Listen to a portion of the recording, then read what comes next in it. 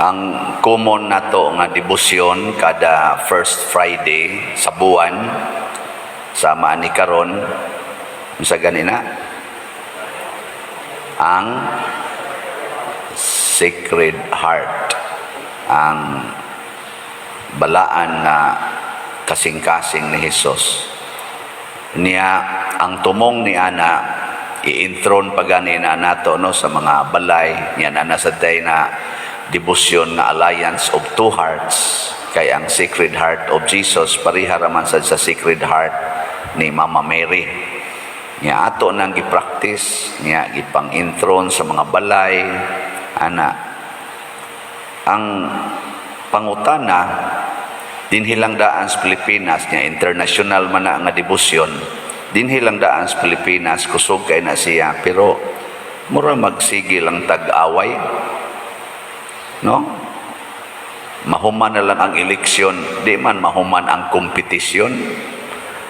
Karabang di ta kadawat nga ang resulta sa eleksyon mauni, daghan ang dili mo dawat nga unta pulos man nag-ila sa Ginoo, nag-ila sa labi na gid sa Sacred Heart, di ba? Ngano ka na ibaw mo? Kamo na lang niya itubag na assignment. Nga kung gamayng tubag na adinhi sa atong ebanghelyo kaning Mateo 16:24 to 28. Timan-in ha, Mateo 16:24 to 28. Ni adinhi gisulti ni Kristo unsa daayning tinuod nga pagsunod kaniya or pagdawat sa iyang mahal nga kasing-kasing. Matud pa niya dinhi, ang buot mahimong akong tinun-an kinahanglan nga kalimtan niya ang iyang kaugalingon, pas-ano niya ang iyang krus ug mosunod siya kanako. Para nako mauni ang number one problem nato karon, kay di kita ganahan mosunod aning maong pagtulun-ana. Kinsa dinhi ang mosunod gyud ani ta sa kamo? First requirement, kalimti imong kaugalingon. Sus, purti ginato yung makapreserbar sa atong kaugalingon. Hasta gani ang atong pagsimba, ang atong tumong aron nindot atong kaugalingon. Hastas atong pagdebosyon sa Sacred Heart, ang atong gihuna-huna ang mga promises, ang mga gipangsaad nga nindot sa Sacred Heart. Pero nalimot ta sa requirement. Ang requirement aron madawat nato ang nindot, sundo nato. Pananglitan ron mo take ka og bar exam. Unsay imong ginahuna, pasar o hagbong? Or board exam. Unsay gusto nimo, mo pasar ka o mo hagbong? Wala inoy, mo take kan ikas board exams or unsa mga exams, mo pasar gyud. Pero ang number one requirement, follow the instruction. Ayaw pagbuot-buot og moingon gani nga put an X, ayaw pagput og check mark. Hagbong yo ka diha. Sunda gyud ang requirement aron mo pasar ka. Di ba? Og moingon gani nga shade, ayaw badlisi. Shade. Asawan, sakto? Di karon kamo, kinsa dinhi ang kalimtan gid niya iyang kaugalingon. Taas nga mo. Karena di na gyud maghuna-huna sa kaugalingon. Ang isultis Ginoo maura gyud ang iyang buhaton, bahala nagmasakitan. Oy, wow. Mao na sigil Ginoo kaluy iko, Ginoo kaluy iko, Ginoo kaluy iko. Ingon Ginoo, paminawa sa ako. Gusto makakang kaluy anti ka, paminawa ko. Amo na niyang gisumpayan dire ang kinsatong unsa tong ingon niya, kay ang buot magluwas sa iyang kaugalingong kinabuhi mawad-an Hinoo niini, apan ang mawad-an sa iyang kinabuhi tungod kanako makabaton niini. Gisaad ni Kristo in relation sa gisaad sa Ginoo sa atong Old Testament na atong gitubag diri sa Salmo. Unsa to itubag nato sa Salmo? Ako ang Ako magpahamtang sa kamatayon. ang magpahamtang sa kamatayon o maghatag sa kinabuhi. Grabe kayo ni nga gisultis Ginoo.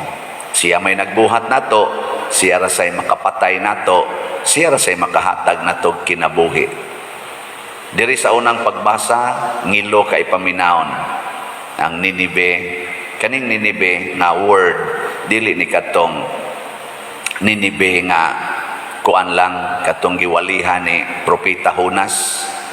Ang Ninibe nahimong simbol ni sa mga tao or mga nasod. Ang mga nasod nga dili na motuos Ginoo, ang mga nasod nga di na magsunod sa Ginoo, mga matay gyud.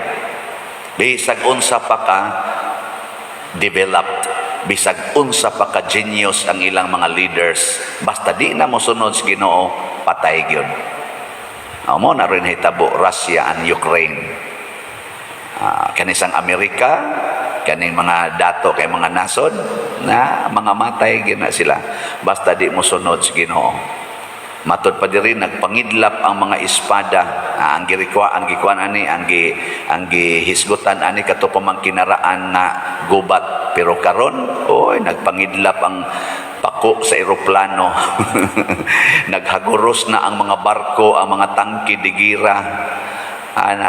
Nagpanikad na ang mga ligid o ang mga pako sa mga fighting jets o mga uban pa diha. Ang mga nuclear weapons nagkisi-kisi na nga gusto na gyung mutira o mga matay na ta. Bitaw, hinulgaay, pakitaay sa ilang mga armas o mga igugubat nga mga equipments. Hinadlokay ba? Pero usa ra gyud problema diha, mga self-righteous people. Di na kamaong muwagtang sa ilang kaugalingon, di na kamaong mopaubos. Abisan sa inyong balay, testing nyo, kamong mga asawa o bana, ayaw mo paminaw sa Ginoo, mo'y paminawa inyong kaugalingon, nya sunda gid na, gubot gid mo. Gubot yun. Bungkag na inyong balay. Gubat gina. Lupad pa ng inyong mga plato, mga kaldero, mga buak ko ng mga butang diha. Patay gid mo. Unsa may makuha? Be, baliha ko no be. Kalinti imong kaugalingon asawa. Ikaw bana kalinti imong kaugalingon. Unya mo'y paminawa ang Ginoo. Moingon dayong Ginoo, asawa sunda ang imong bana sa tanang higayon. Moingon imong bana nga kaligo na day, ligo sa ka. Ana bisag hilantan. Ligo sa ka dito. Ana, unsa man sugot ka ana dili? Sugot. Ingka, padulong mamatay ko, ay mao lagi nag-ingon ni Kristo, mas maayo pag mawadaan ka sa imong kinabuhi, pagsunod di mo nako. Kay makabaton ka niini. Sige, supaka imong bana. Ayaw kaligo, mingon na imong bana. Adto sa pikas day. Adto na natabok adto silingan. Ngano man, porte naman imong bahua.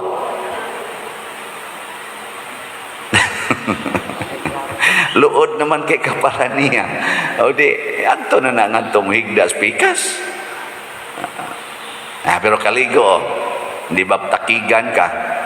Nigtakig na nimo, unsa may buhatos imong bana. Atimanon ka, hapyuron, hiloton, dados doktor, atimanon, alagaran. O di mo close inyong relationship. Before ka mamatay, close na kayo mo.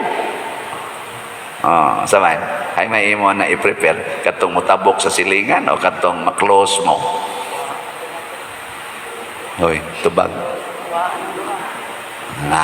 Nasan? Para sa mga bana, higugmaan yung asawa, ihatag yun ang makaayo nila. Tanan nimong sweldo, tanan nimong kinitaan, ihatag yun sa asawa. Ang tanan nimong mga lakaw, imog yung ipahibaw sa imong asawa, kay imog unang kapikas. Mga bana, sige, suway ninyo limod-limod inyong asawa. Suway bakak-bakak. Di ba bungkag lampini gid mo, putak-putak man gina, mahibawaan man ka. Labi na karon daghan na kay social media na dali kay kamsakpan nya. Bungkag pero praktisa ko no ang honesty, sincerity. ayaw sunda ang imong gusto nga naagi ng mga ismiringhoy. Oy, kanindot sa relasyon. Di ba? Unsam say sugo sa Ginoo para sa pare. Ha? Ang sugo sa Ginoo nga ang tanan gid nimong income sa parokya ibalik gina sa parokya sa katawhan. Mao ra gid na. Siya unsa may ako Lord, stipend. O kana, mao bitanan na kay stipend kay imo na. Og makasabot ko ana. Mao unsa may mahitabo sa atong katilingban. Malambuon kay kadaghan anang muhog des kolekta. Nya punan pa niya atong pamaligyag slots para sa atong mga special projects, di portig yung daghanang musod, kaya naman siya mamalit. Gahapon gani, pila na itong halin. Nahalinan tag 346 ka slots gahapon, 840 na atong halin karon. Pakpak. Nindot ana. Okay, siguro moabot ni na og 1,000 or 3,000 ba ni karong Domingo. May na lang. Nya, unsa man anak ko isod ako sa kong bulsa kay ang ako yung kaugalingon, ang ako yung future. Di oy mosunod ako sa Ginoo. Ang tanan nga gihugs kolekta ibalik na ang lugar sa imo stipend. No. Nya kay gihunghungan mo sa kus Ginoo kanang imong stipend ipalit sa dagslot. Nga naman, di ka mo palit ang imo rang mga parokyanong may mo palit. Palit sa ko. Ang pila man Lord na po kada semana na dako sa dana Lord may na lang na ibili na nimo din sa parokya ikamatay nimo ikabalhin din nimo ana na kay nabilin diri nga tag na po kaslat kada semana palit sad ko magsigi ko kog panglingi tan-aw na ko agad ato mangutanap dapos Ginoo kana inig-ingon dito sa atong treasurer, Pader mao ni imong stipend. Kasagaran malonis man na sulti. Pader mao ni imong stipend, pila may imo aning kuhaon. Ana. Igtan-aw nako. Yay, 45,000 average 40 ana. Nako kuan pa ni ron og 5. Sus na apam pakuaan panig 10, 30. Niya kay naaman sad ko'y commitment para aning atong mga staff dinhi nga mutabang sa kus ilang mga problema. Kuhaon lang nako 5, labing dako 10, the rest ako na nang iuli o ihatag sa atong mga personnel dinhi. Mao nang inana ang tumong nako nya sa man Lord gamay na lang kay ni iniglakaw pag ginako na ay pobre na adere madre mangayo ang tahatag lang sa dana hurot na yun ingon na yung Ginoo mas may nang mawadaan kas imong kinabuhi tungod kanako unsa man say imo pari man ka nade kay anak nako wapa na nya unsa may imong panaganan wa may dependent nimo nade kay mga dependents nako akong pamilya sa mga dagko na nila nako nya kay mangayo man tagai nya wa nako ikahatag ay sus mabuhi ra na sila bisag mamatay ka karong gabi mabuhi ra gid na sila nako bitaw no kay dagko naman na buhi man ginang manok nga mga kalam kana pa bang dagko ng tao adi na ko mobalaka ana unsa may resulta sa nakita ninyo dinhi sa atong parokya og sa akong na share amazing guys tanan pagkadaghan des mabuhat nato kun magsunod tas Ginoo pagkadaghan daing mahitabo nga nindot kun ang atong kaugalingon di na mo'y atong hunahunaon kung dili ang sugo nas Ginoo purtit ang daghanang mabuhi daghang makaeskwela, daghan ang malipay, daghang mga improvements nga mahitabo sa atong katilingban.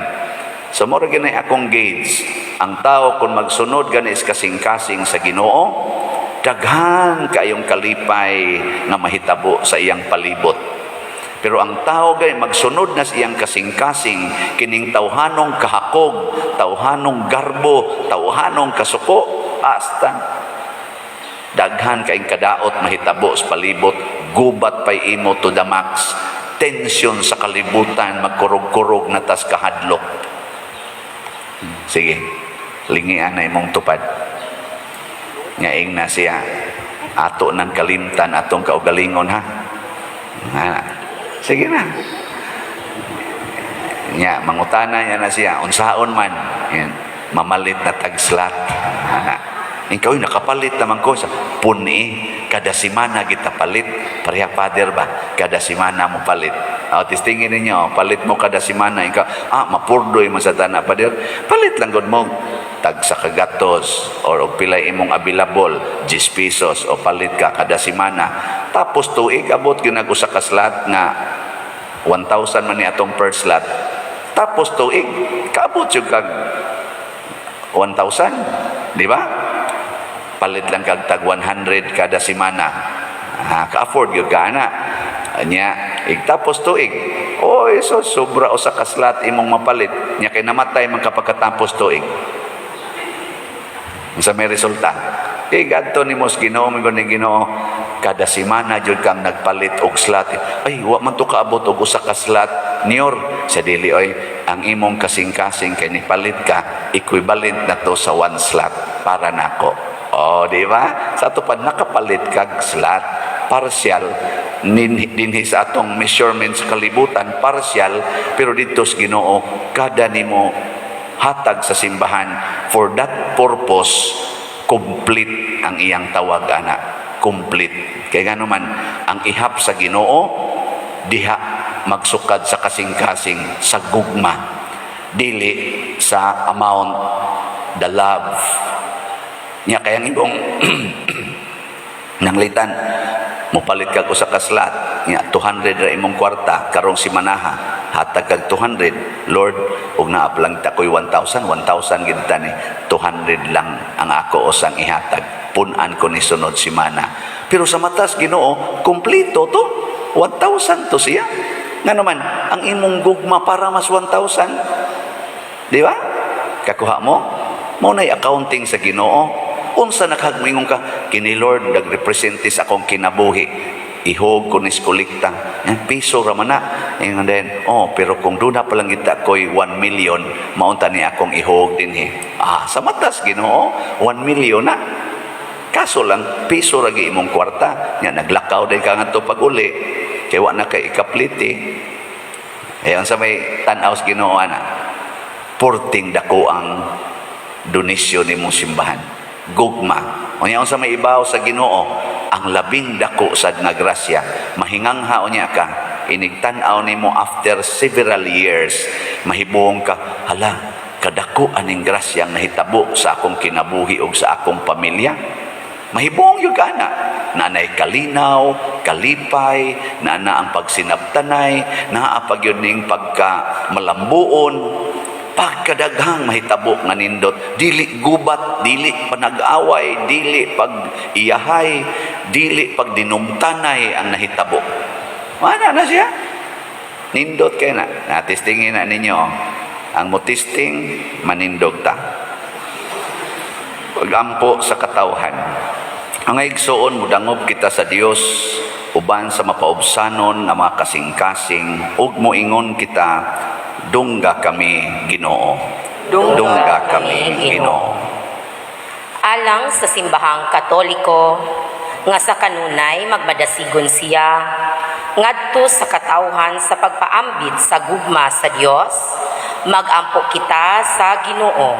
Dungga kami Ginoo. Alang sa atong nasod nga ato untang mapatunhay ang panaghiusa sa tanang tao magampo kita sa Ginoo. Dungga kami Ginoo. Alang sa tanang nangalagad nga sila magmadasigon kanunay diha sa pagsakripisyo alang sa kayusahan magampo kita sa Ginoo. Dungga kami Ginoo. Alang sa tanang banay nga maghari ang gugma ug panaghiusa aron makasinati og kamaya ang tanang sakop sa panimalay magampo kita sa Ginoo. Dungga kami Ginoo. Nga imo untang isipon nga takos ug mapuslanon alang kanamo nga ang halangdon Teofilo kamumot mabayaw ngadto sa altar sa mga santos magampo kita sa Ginoo. Dungga kami Ginoo. alang sa mga proyekto dinhi sa atong simbahan nga pinaagi sa pangama ug pagiya ni San Vicente Ferrer, magmalampuson ug mahuman unta sumala sa atong mga giplano ug gipangandoy, magampo kita sa Ginoo. Dungga kami, Ginoo. Alang sa tanang mga benefactors o donors sa atong simbahan nga mihatag og pinansyal ug lain-laing hinabang, ug alang sa mga nagtrabaho dinhi sa atong mga proyekto nga hatagan unta sila sa Ginoo ug daghan pang mga grasya sa ilang kinabuhi, malikay sila sa mga kadautan ug mulampos unta ang tanan nilang mga paningkamot, magampo kita sa Ginoo. Dungga kami, Ginoo. Alang sa mga kalag sa purgatorio nga makalingkawas na sila sa ilang pag-antos, magampo kita sa Ginoo. Dungga kami, Ginoo. Makagagahom og mahigugmaong amahan, dungga kining among mga pangamuyo nganha kanimo nga among gituboy dihas gugmag pagtuo, pinaagi ni Kristo nga among Ginoo. Amen.